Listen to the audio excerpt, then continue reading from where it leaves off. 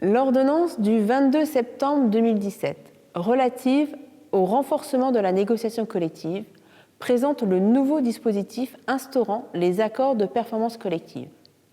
Il s'agit de préserver et de développer l'emploi des entreprises par le biais de la négociation collective. L'accord de performance collective a pour objectif de répondre aux nécessités liées au fonctionnement de l'entreprise, de préserver ou développer l'emploi. Avec la crise liée au Covid-19, cet accord est un atout majeur permettant de minimiser le recours à des plans de licenciement massif, d'assurer une flexibilité pour traverser la crise actuelle, garder les compétences en interne et maintenir l'emploi.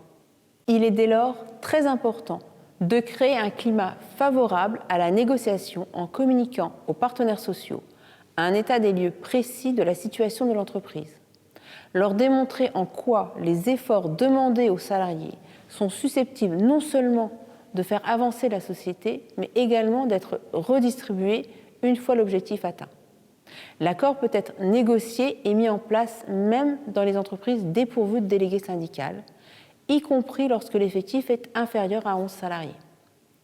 L'accord de performance collective peut prévoir des dispositions visant à aménager la durée du travail, ses modalités d'organisation et de répartition, aménager la rémunération des salariés, dans le respect des salaires minima hiérarchiques prévus par la convention collective de branche applicable à l'entreprise, déterminer les conditions de la mobilité professionnelle et ou géographique interne à l'entreprise. En conclusion, l'accord permet d'adapter les moyens humains à la conjoncture économique de l'entreprise. L'accord négocié remplace les clauses du contrat de travail. Le salarié peut refuser les modifications dans son contrat de travail. Dans ces cas-là, l'employeur aura la possibilité de le licencier. Il s'agira d'un licenciement sui generis.